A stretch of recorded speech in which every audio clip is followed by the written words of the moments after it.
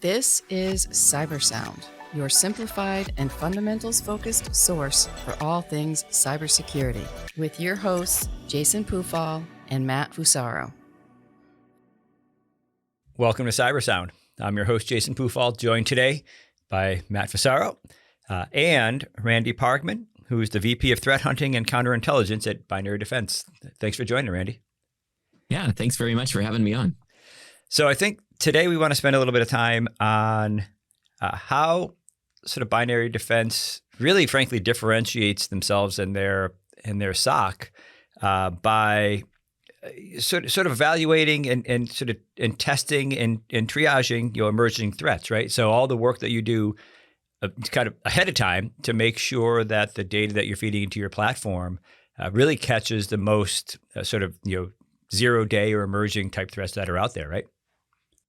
Well, I think the thing that everybody who is a professional in security, whether they're a service provider or an internal security team, needs to focus on and kind of come to grips with is that the threat landscape is always changing, right? I think that's something that everyone who's worked in the industry for more than a few days can attest to, because just when you think you've got a handle on everything, something new comes along and changes. And that's part of what makes the job interesting and exciting too, right? Because we're always learning new things.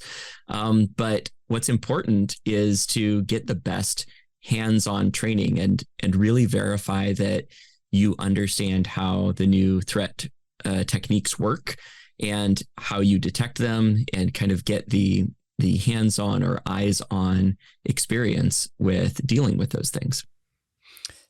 So I think let's dive directly into that then.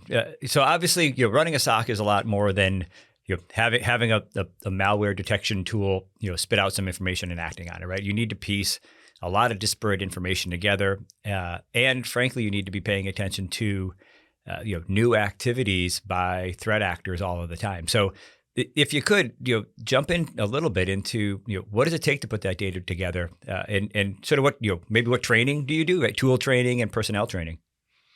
Yeah.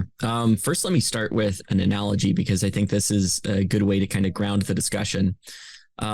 Before I worked at Binary Defense, I worked for the FBI for 15 years. I did computer crime investigation, but one of the side duties that I also performed was on the evidence response team, responding to different types of crime scenes. And one of the types of crime scenes that the FBI is primary on investigating is post-blast scene that might involve some terrorist activity. And part of the training that was involved in being ready to handle that was actually very interesting, especially for a computer geek like me. We went out to Fire Training Academy, where we were a long way from civilization, lots of safe space around. I had a little bit of PowerPoint presentation in the morning, but then the bomb technicians, who were FBI special agents, assembled some IEDs, some explosive devices, and detonated them out away from people in a safe manner. But it was a real boom. So in cybersecurity, we talk about prevention versus detection, left of boom, right of boom. This was a very loud, audible boom that you could kind of feel in your inner core. And as soon as that was done, we went out and then started collecting the pieces and reassembling what was important. And the point of that exercise was when you're in a nice classroom, you're kind of learning from PowerPoint and you're learning the theory. It sounds really easy to put together little tiny pieces and figure out what the explosive device did. The point is to gather the relevant pieces of evidence. But when you're actually doing it hands-on, it's a different matter. And with some repetition, though, you get good at doing that job. The same thing is true in cybersecurity. You can read blogs about new malware and new threat actor techniques, and you can say that's really interesting and mean it. But unless you have some hands-on repetitions with the actual technology and seeing how it works, it is difficult to say that you really understand it or that you will recognize it when you see it in real life. So we have, just like the FBI training on a real range, made use of that simulated environment. We also have a cyber range that our threat researchers and our SOC analysts who are a little bit more advanced have access to, and pretty much anybody within binary defense has access to look at the data that we're producing in that range. And the way that we go about it is we use real threat actor tools. When open source new command and control framework came out recently called Havoc, it was really interesting. Saw that this was something that was freely available to anybody who wanted to download it. And anybody who's worked in threat intelligence for a minute knows that's a clear sign that threat actors are going to pick it up, right? There's no export restrictions. There's no control over it. It's basically just free for all. And whatever you might think about, people releasing those tools, it turns out it is actually really useful for defenders to have access to those things too. So at the same time, the threat actors are getting it, and this is, a very capable tool, but it's still in development. We were also downloading it, setting it up on a server so that we had a command and control server that we controlled, experimenting with the different payloads. And the way that we went about it was a couple of different ways. One is kind of the most obvious, which is let's just take these payloads and execute them in a few different ways in our cyber range, in our test lab. The test lab is totally disconnected from anything else. It's its own standalone infrastructure that uses VPN to kind of bring together different computers. But it's really just set up like a small business. It's got some domain controllers. It's got some other Linux and Windows servers. It's got a bunch of workstations. We found it's actually useful to have little physical workstations. So we have mini PCs that are not too expensive to run, but they accurately simulate kind of a small business environment. And then we use the tools, in this case, Havoc C2, to gain remote control over one of those workstations. We actually have email set up with real email filtering, so we can test, what is it like to try to, get a payload through email. And unfortunately, the bad news is, as good as all of the email filters are, it's still always possible, if you're clever, to get around them, to kind of think of a different way to deliver a payload. So we used a free online service to deliver the payload. We sent it through email, simulated somebody falling for it by just, opening up the email and double clicking on it. Sometimes it's kind of fun to come up with the ruses. So we'll even, go as far as coming up with a reason why somebody might want to click on this thing, run it, and then see what happens. And in our test range, the nice thing is we've got it fully instrumented. So we have network monitoring, which is really useful. We've got endpoint monitoring through Sysmon and EDRs, and we can deploy multiple technologies, sometimes what you might call overkill for a production environment, but perfect for a research environment. And then we can put the malware through its paces, see, what happens when we exercise some of the functionality that threat actors might do, pick up on some of the signals that we would be able to see in a real life environment. And then we can write new detections, queries that would let us see if this happens in one of our clients' environments later on. Yeah, there's so much value that comes out of that type of work, especially for a company like ours. Not only does it help people on our side that are doing the defending, or just working with binary defense to understand the detections that come out of what you've created out of your intelligence, but even when we do incident response, a lot of times this will help us with things like attribution, things like developing attack timelines. If we already know how this attack is going to happen because of intelligence that comes out of doing the malware analysis or threat hunting, that helps us so much. We can get to the end point of an incident much quicker. Right. Yeah. And I think, what's interesting about what you outlined is sort of the difference. What my opinion is the difference between an analyst and a practitioner. A practitioner can look at a firewall log and read what's there and say, well, this is what the firewall tells me. Where an analyst can look at data from a variety of different sources, put it all back together, reassemble it, right? Similar to your bomb analogy, and then make sense of it, which I think paints that bigger picture, gives you clarity about the beginning of the incident, and I think, frankly, gives you a lot greater success at either preventing it or getting to the bottom of what may have happened.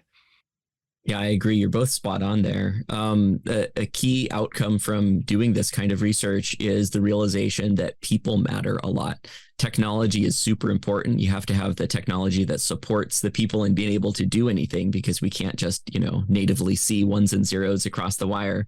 We need tools, but the tools themselves all on their own are not really sufficient. You really need people on your side who understand what they're looking for, have the experience, the skills, and the repetitions on handling incidents to be able to respond appropriately. I think it also, and you can correct me if you think I'm off base here, but I think it also makes it clear that technology and preventative controls that we have, aren't purely reliant on AI, right? Yeah, I mean, it's a component, but you need that analyst and that sort of human review to feed that engine and make it more reliable, which is really what you're talking about. Yeah, you're spot on. I totally agree. And I think the right way to see it, it's not an either or. It's not AI or a human analyst. The purpose of technology solutions, whether it uses machine learning or it uses other sort of heuristics, is to filter out all the obvious stuff, take care of all the low-hanging fruit, the things that computers can take care of. If you've ever stood up a web server on the internet and started looking at the log files, you'll notice that before you've even had a chance to post your first web page, it's already under attack, right? Like there's already right. people poking, trying to find ways in, right? So it's really not a volume that human beings can deal with.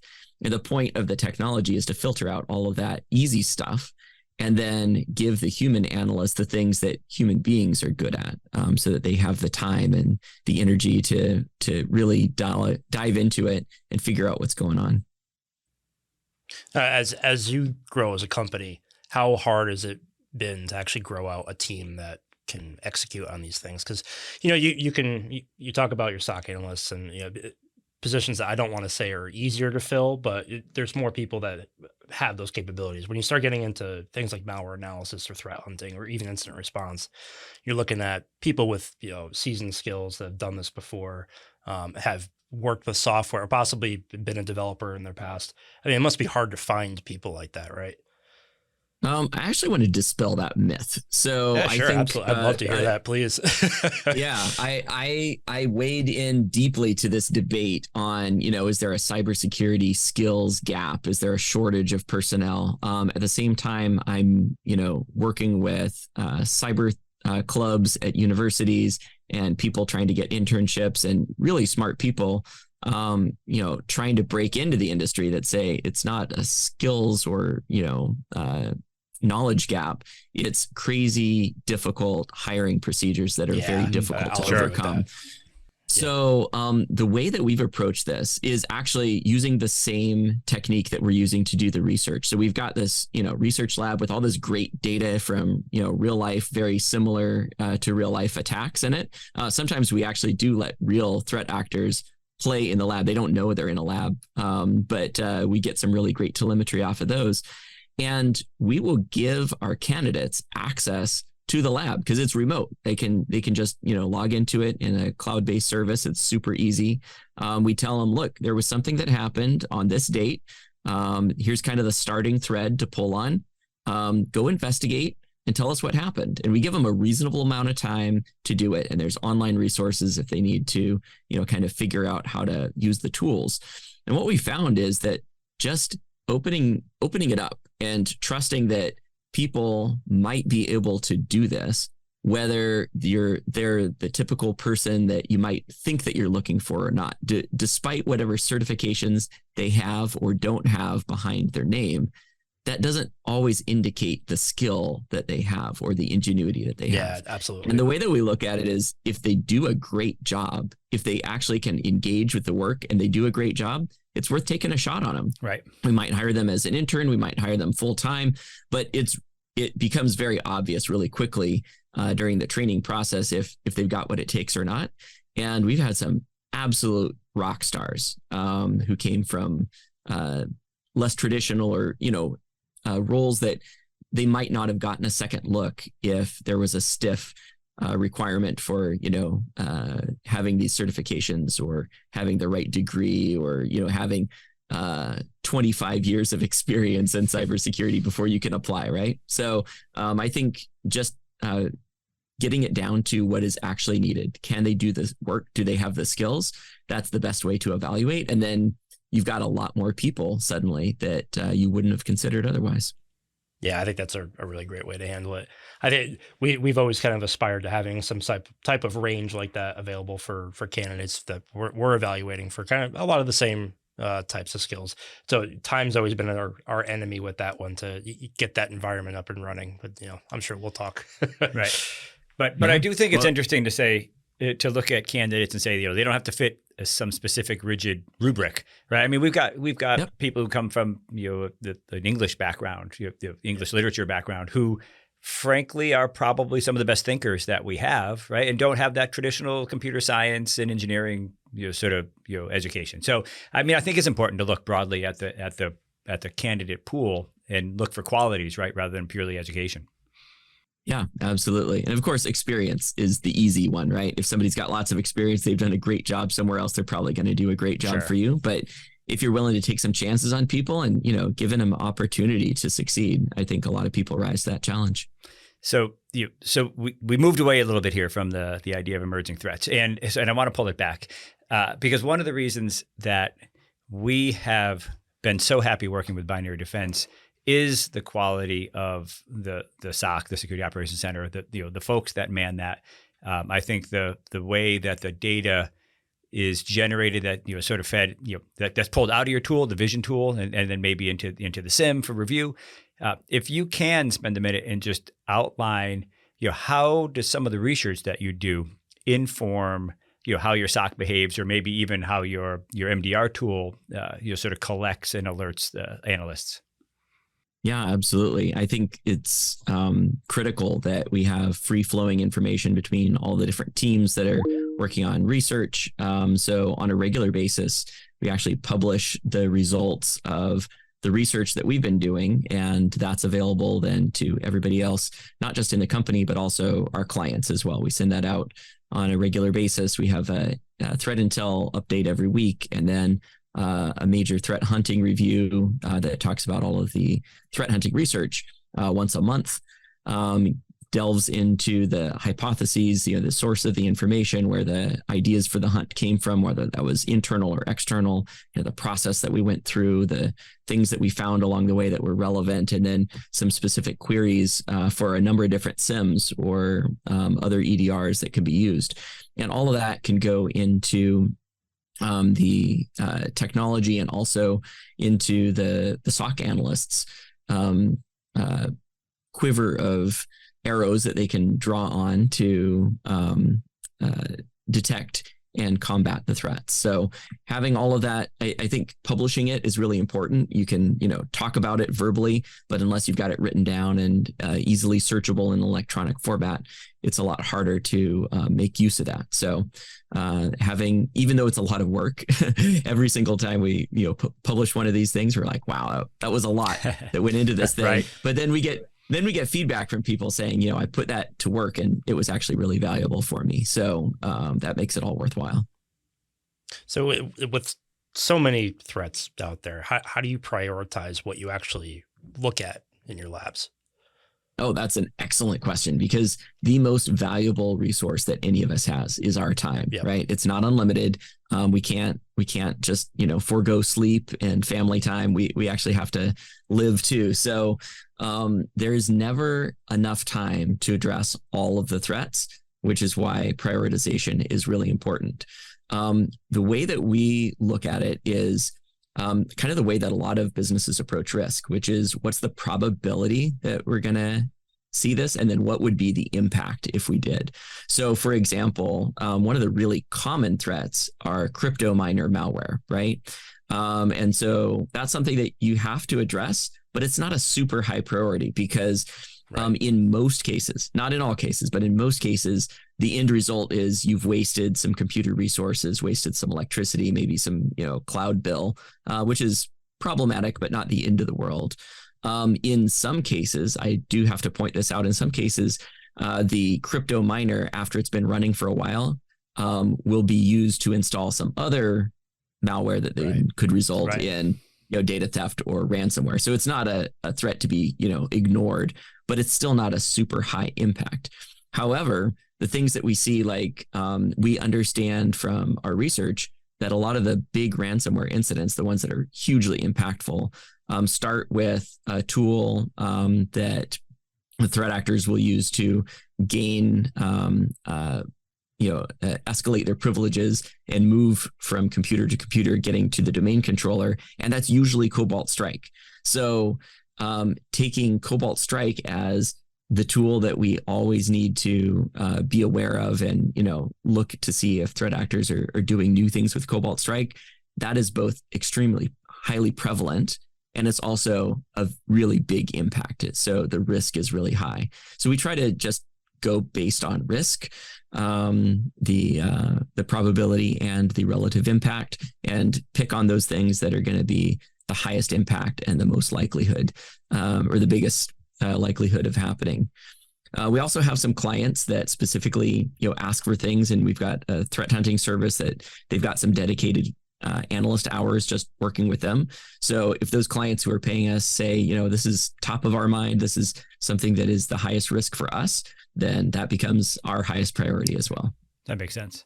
One of the things that I really just want to highlight, and you've said it a couple of times, I just want to make sure it's really clear. I feel like we often have people who feel that these threat actors are doing something unique for every attack, right? Or for every potential victim. And what you've mentioned more than once is they're just using tools that we all have access to. And I think that's really important, right? Because it's not this black hole where we're trying to imagine what the attackers might be doing. We have really good clarity, and it's much more about how are they leveraging it, or how are we seeing things develop in that space. But there is some consistency and continuity over time on the way attacks are executed.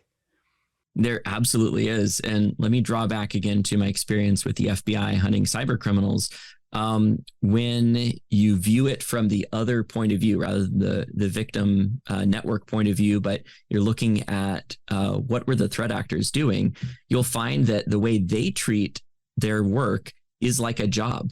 They work, 40, 60, sometimes 80 hours a week. But they're doing the same things over and over again. They can't help it. They're human beings. They've got to have some kind of efficiency to their work. It's kind of scary and a little gut wrenching to think about it, but usually each threat actor has more victims on the hook than they can deal with. So they have to prioritize, like, which companies have the biggest revenue and are going to be the biggest payday for them. But at the end of the day, they've got their habits that they've subconsciously formed. And then in many cases, there's actually written out procedures. So some of the, very prolific cyber criminal threats that I got to investigate and eventually caught up with, and got to, sit across the table from the people that got caught, ask them questions and look at their computers. I could see, like, they've got a standard operating procedure of, this is what you do when you get in. These are the things that you run. These are the tools that you deploy. Here's kind of the way to go about things. So the better you have that information, and the more you're sharing with other practitioners, other analysts about, what they're seeing, I think the more it can help you recognize these tactics, techniques, and procedures of the threat actors, how they operate. It makes sense. So here's the challenge always with talking with you is I feel like we could spend an hour on here, but we have a 20-ish minute podcast. So I think in the spirit of kind of keeping to our goal, I want to try to wrap up. I think what you've sort of spoken to today is a disciplined approach for sort of understanding the emerging threat landscape, and then integrating that data into the way your sort of your SOC analysts and maybe your threat hunters actually approach their work on a day-to-day basis. And again, going back to the reason that we find working with binary defense, often so satisfying is you are spending the time and committing the resources to doing that, the early recon type work that you need to make sure that you're well positioned when an actual emergency happens. So we certainly appreciate it. I think it's come loud and clear to everybody listening. And as always, Randy, I truly appreciate your time and your willingness to jump on. And I hope that we have you again in the future. Oh, absolutely. And I'll say the feeling is mutual. We really like working with you. It's been a pleasure. And just having people that really appreciate the threat landscape, understand what's important and what is most impactful, that is very refreshing. Well, thanks. Thanks for joining. And as always, we hope people got value out of the podcast, and feel free to let us know if you've got any questions or if you want any follow-up. Thanks, Randy. Bye-bye. We'd love to hear your feedback. Feel free to get in touch at Vancord on LinkedIn or on Twitter at Vancord Security. And remember, stay vigilant, stay resilient. This has been CyberSound.